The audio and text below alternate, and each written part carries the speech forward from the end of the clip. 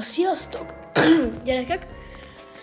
Én still brainrottal is megyek, úgyhogy igazából, hogy kíváncsiak vagytok, ezeket trédelem.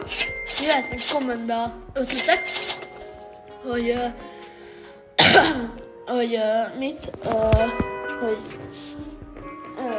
kivel mit trédeljek, de van egy csavar benne.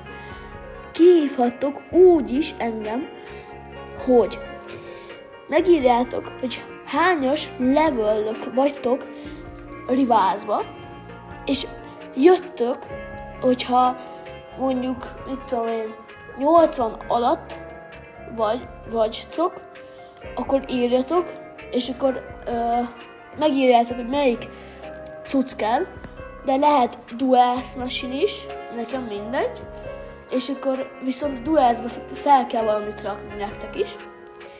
Ezért erre gondoltam, ez egy kis ilyen sorsolás, hogy hát ilyen trade inkább, és hogyha megnyered azt a kört Rivázba, akkor megkapod a brainrotot. De hogyha nem nyered meg, hát akkor bukta, és akkor nem fogod megnyerni. Igazából ennyi, úgyhogy sziasztok!